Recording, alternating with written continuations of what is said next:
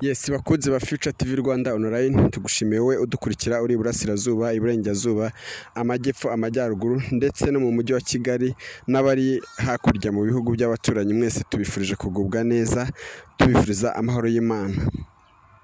Mu buzima habaho kuvuka, umuntu agakura, akabaho neza cyangwa se akabaho nabi, akanakura akagera naho gusaza. Inkuru ngiye kubabwira ni inkuru y'incamugongo idaturutse kuba umuntu ashaje, ahubwo iturutse ku buryo bwo kuba ari impanuka yari ibaye cyangwa se impanuka yabaye.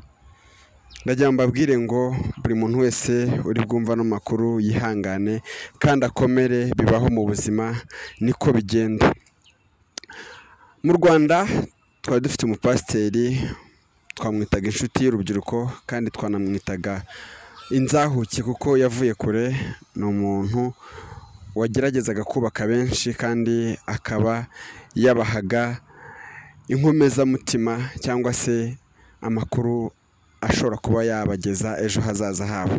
Ni Pasiteri Theogene, umupasiteri mwiza cyane, umupasiteri abantu benshi wari umaze kwigarurira imitima y'abantu benshi. Ubu pasiteri yamaze kwitaba Imana, yakoze impanuka agonzwe n'imodoka. Yari ari kumwe n'abandi bantu mu modoka, ariko inkuru itugezeho batubwira ko pasiteri ari we wabashije kwitaba Imana. Abandi baracyari muri koma, ariko Pasiteri Theogene we yamaze gushiramo umwuka, yitabye Imana. Abantu benshi agahinda kabaye kenshi aho turi mu mujyi wa Kigali. Ntabwo umuntu wese uramubona akabona hacitse igikuba, kuko umuntu wese wakundaga Pasiteri Theogene nuko yumvise inkuru agahita acika umugongo. Banyarwanda, namwe banyarwandakazi, ndagira mbabwire ngo iyi si turimo turi abagenzi, iyi si turimo ntabwo iyi si ari iyacu.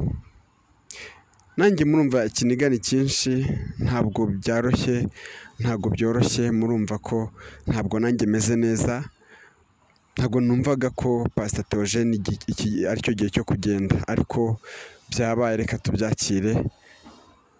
Namwe murabizi neza ko kwakira umuntu wacu watuvuyemo biba bigoye, ariko pasiteri rwose Imana ikwakiriye mu bayo, rest in peace.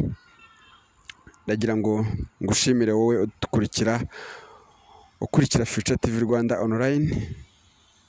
Turajya tukugezaho ishyingurwa rye, turajya tukugezaho n'umuhango wose uko Pasiteri Theogene agiye guherekezwa. Murakoze cyane. Njye nitwa Uwihanganye Jean Carlos.